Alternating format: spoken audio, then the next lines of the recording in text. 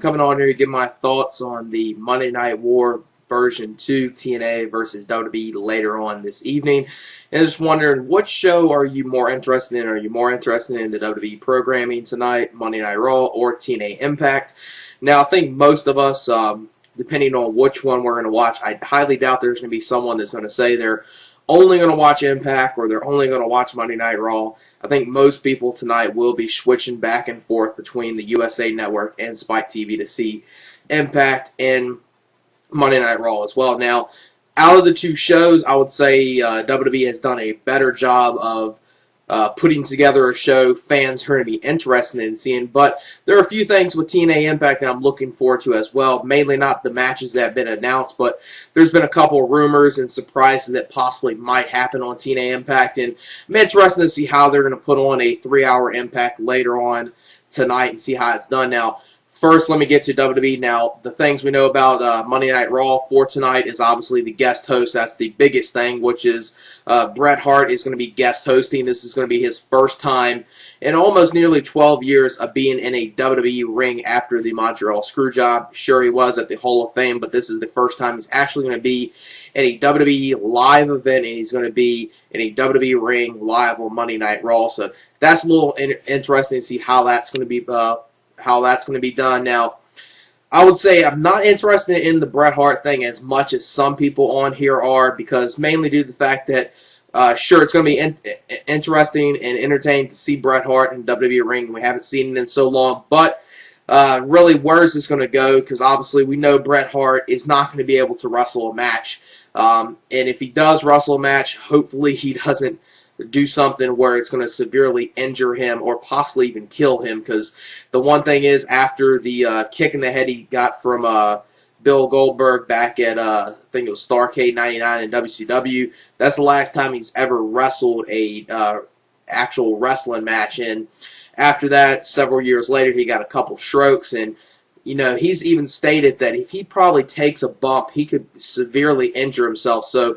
if he does do something, he possibly could do a brawl maybe with Vince McMahon. That's the best I could see him possibly doing, is some type of brawl at WrestleMania with Vince McMahon, and that's even doubtful if that could even happen. And if it does happen, don't expect Bret Hart to take any bumps at all. It'll be pretty much, you know, back and forth. You know, they'll begin a lot of punches and kicks between each other, and probably using some chairs and weapons as well. That's probably the best you're going to see out of Bret Hart. And plus, the other thing is the whole Montreal Screwjob thing. It's so old that it's just getting tiresome to even hear about, oh, you screwed Bret, Bret screwed Bret, and we're going to hear that so much tonight on Monday Night Raw that's probably going to get a little aggravating to me as far as hearing it over and over. And the whole Bret Hart thing, the way I see it happening, I see it being entertaining probably for the first 2 or 3 weeks. Then after that, it's going to kind of die off, and and a lot of people are going to say, "Oh, this is starting to get repetitive. This is starting to get boring." Now, Shawn Michaels could possibly help it out, because Shawn Michaels is great on the mic. Vince McMahon at times can be a very good heel on the mic as well. But the whole thing, Bret Hart is not very charismatic on the mic, and hopefully WWE doesn't give him like 15 to 20 minutes on Monday Night Raw tonight, because that will really bore a lot of the fans, not only in attendance but at home as well.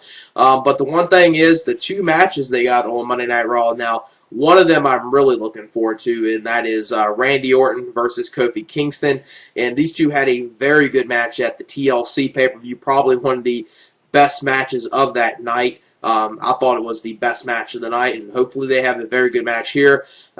Be entertaining, interesting to see what they do here. Are they going to finally do something to maybe turn Ted DiBiase face? Because it seems like they're teasing it a little bit, but it's one of those things that seem like, is it going to happen, or is WWE just completely, you know, forgot about it, or don't want to build off from it and just kind of keep going with this Kofi Kingston thing, which I wouldn't be sad if they continue with this Kofi Kingston push, because I think he definitely deserves it, and the fans really like him a lot. And hopefully tonight he gets the win over Randy Orton and continue the feud, because I think these two could have a very good match. You could possibly have this feud lead up to WrestleMania and have the payoff end at WrestleMania. That would be pretty good to see there.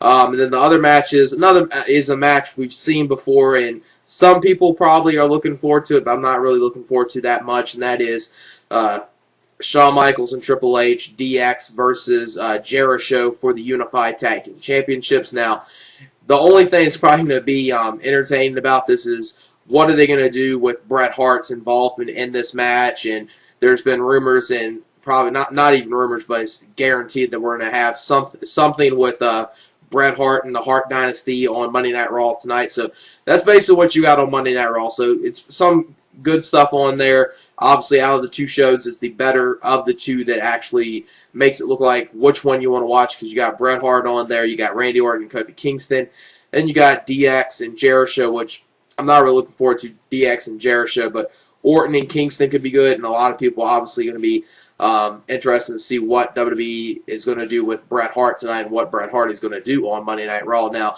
as far as my prediction for the rating for Monday Night Raw, I'm speculating the rating probably would be about a 3.4, maybe a 3.5, possibly a 3.6. It's going to be in the range of a 3.4 to a 3.6, and obviously with the Fiesta Bowl tonight with Boise State and TCU. Now, those two teams are not really national teams, but they're two undefeated teams that are taking on each other in a pretty big bowl game. So that could possibly take some ratings from Raw, and maybe the rating's going to be a little lower than what I'm expecting, especially since you got another wrestling program on at the same time. Even though most people are going to be switching back and forth, you got to think that even though TNA is not going to make a huge impact on the ratings for Monday Night Raw, it's going to be a little impact to the ratings. But I'll say more or less the impact from the ratings for Monday Night Raw will be mainly due to the Fiesta Bowl, because if they didn't have the Fiesta Bowl and you didn't have another wrestling program on, I would possibly say that WWE could possibly get a 3.8 or a 4, or hell, maybe the rating will surprise me and actually get close to a 4, because a lot of people are wondering what WWE is going to do with Bret Hart, and Bret Hart's it's been so long since we've seen Bret Hart in WWE ring that, you know, fans that haven't really watched wrestling in a long time could possibly watch Monday Night Raw just due to the fact that Bret Hart is going to be there, and maybe get some of the old Attitude fans to tune in. Now, off to TNA next, and TNA Impact tonight is going to be a 3-hour edition of Impact live from Orlando, Florida, and this is definitely going to be a big show for TNA. Now, the one thing is, if I was TNA, my goals for this show wouldn't be anything like, oh, let's try to compete with WWE, let's try to get more ratings than WWE, because if they do that, it's going to be a complete failure. Now, the one thing that I would do for TNA, this would be my number one goal if I was TNA, is obviously we know we can't beat WWE in the ratings, but the one thing we could do is make sure we put on a great show, put on a very good show, have a lot of surprises, and have a lot of things people are going to be talking about, you know, after the show and pretty much the rest of the week, and pretty much take the attention away from WWE Monday Night Raw and, you know, Bret Hart's involvement of WWE, and have more people talking about, whoa, this is pretty good. You know, saw Hogan in TNA. Maybe have some, you know, great wrestling matches on there, and the rumors and surprises that possibly that might happen on TNA Impact is the thing that I'm interested in the most, especially one, and that's RVD. I really hope this rumor is true. Now, RVD has posted a blog on MySpace stating that the rumor of him coming to TNA is completely false. Now, is this RVD just trying to work the fans and doesn't want to let the cat out of the bag, and wants people to be even more surprised, because people will see RVD saying, oh, I'm not coming to TNA, then they'll see him on there, and then they'll be completely shocked and surprised. Is that what RVD's doing?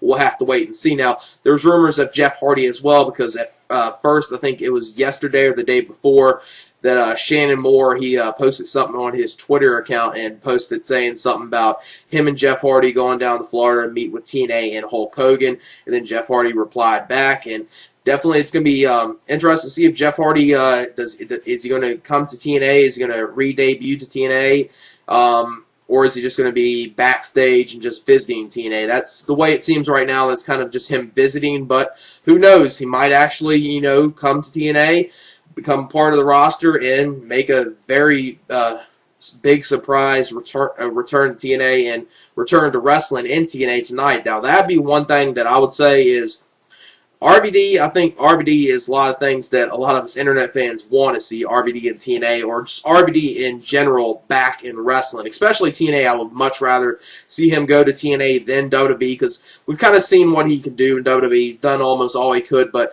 TNA, there's so many things he could do, a lot of dream matches. I would love to see him and AJ Styles against each other, and just him and Angle. They've had so many great matches in the past. I wouldn't mind seeing them together, working together again, and just I think RVD could do a lot of good stuff for TNA. Now, Jeff Hardy, if that rumor is true, Jeff Hardy could possibly be a huge impact in TNA as far as ratings go, because Jeff Hardy is really liked by a lot of casual fans, and if a lot of casual fans learn that Jeff Hardy's in TNA, they might be like, hey, let me give TNA a chance. And this is completely different than the last time Jeff Hardy was in TNA. If he actually does come back to TNA and is on TNA Impact tonight, his name and his marketability is a whole lot different than what it was back when he first joined TNA, I think in 04. His name right now, he's probably one of the biggest names in wrestling, as far as how many fans like him and how many fans will go out of their way to see him. And Jeff Hardy could be that big marketable star that could really help TNA. So that's the one thing. If that's true, TNA is probably going to do very good. That's going to be very good for them. That might possibly even be better than Hogan, because as big as Hogan is, his marketability isn't as big as it once was. His name value is always big. Everyone knows who Hulk Hogan is, even if you're not a wrestling fan, and everyone around the world knows who Hulk Hogan is, but his marketability as far as how much he can draw in the wrestling business is completely different than what it would have been, 5 to 10 years ago. But he's still a big name no matter what, and he still will draw for TNA, I feel. Now, as far as what TNA's got promoted for this show, which is the thing that really hurts this show for TNA, is they really don't got anything other than, if you're wanting to see this because of Hogan's TNA debut in the ring, or about some of these rumors with Scott Hall, Sean Waltman, a couple other people, RVD, Jeff Hardy. Unless you know about those, really the only thing they got on there that's like, whoa, I need to see is Hulk Hogan. And I'm not really a Hulk Hogan fan, and the rumors of RVD and Jeff Hardy really make me interested in that. And plus, I kind of want to see how the 3-hour show is going to be put about and what kind of matches they're going to get on there. Now, as far as the matches that are slated for TNA Impact tonight, is 2 women's matches. Those 2 things that's been announced. 2 women's matches. One is going to be for the TNA Knockouts Championship. It's ODB versus Tara for the TNA Knockouts Championship. Now, this is a match they shouldn't have done, because even though no one watched TNA's New Year's Eve special, the one thing they could have done on that show to really put on a great women's match for the title, they could have had either Kong win that tournament to take on Tara on tonight's Impact, or the thing I would have much rather seen, Hamada go over and take on Tara, because that's one of those matches that's almost a dream match in women's wrestling now that I really want to see. Now, we've seen them 2, I think, maybe against each other in a very short singles match, or if it wasn't a singles match, it was like a 4-way or something like that. We've seen them 2 against each other and square off against each other before in TNA, but I really want to see these 2 in like a 10 to 15 minute match, and that would have been much better to see in ODB and Tara, which is a match we've seen before, and it's not going to be a match that's really going to be like, whoa, this showcases why TNA's women's division is better than WWE's. Now, the other women's match could possibly be very, very good if given time. If given about 10 to 15 minutes, the women's tag match could be very good. It's for the TNA Knockouts Tag Team Championships with Taylor Wilde and Sarita versus Hamada and Kong. And this could be a very, very good match, because you got 3 great women's workers in there. And Taylor Wilde, she isn't even bad at all. Now, and the other match you got on here is the Steel Asylum match. Now, this is... Now, if I was TNA, if I wanted to showcase like one of my, specialty matches, one of my gimmick matches that would be like, that I think casual fans would really be like, whoa, this is original, this is great, this is something cool right here. I wouldn't really throw off a Steel Asylum match, because sometimes it's kind of a complete clusterfuck, and not even, I don't mind spot fests, but it's kind of like one of those spot fests that is a complete clusterfuck and it isn't good at all sometimes. And not only that, is TNA's cameraing and their camera work in this type of match is so horrendous that they've missed so much stuff, and they don't really know what to do with themselves. So that kind of hurts as well. And I would have much rather seen a Ultimate X. If you wanted to do a match with X Division stars, and you wanted to say this is one of our original matches in TNA, I would have really wanted to start the show off with the Ultimate X match. That's the one thing TNA is going to have to do tonight, since Monday Night Raw is only a 2-hour program. That's